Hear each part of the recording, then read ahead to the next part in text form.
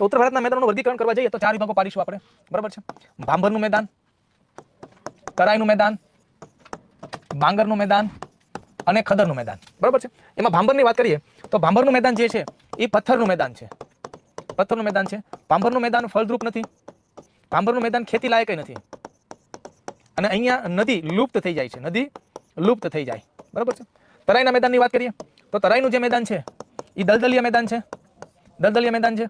આને આપણે malaria zone કહીએ, કારણ કે આ દલદલ હોય, કાદવ કીચડ હોય એટલે એને મચ્છર થાય, ને મચ્છરમાં પેલા બેન માદા એનોફિલિસ કડી જાય તો શું થાય, મેલેરિયા થાય.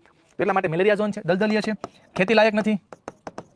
હા, તમને અહીંયા થોડું ઘણું નાળિયેરી અને ડાંગર થોડું ઘણું ઉત્પાદન જોઈ શકો તમે, બાકી એવું કઈ ફળદ્રુપ નથી, બરાબર છે. તો આ છે તરાઈનું મેદાન. હવે વાત કરીએ બાંગરનું મેદાન. બાંગરનું મેદાન એટલે જૂના કાપનું મેદાન, જૂના કાપનું મેદાન.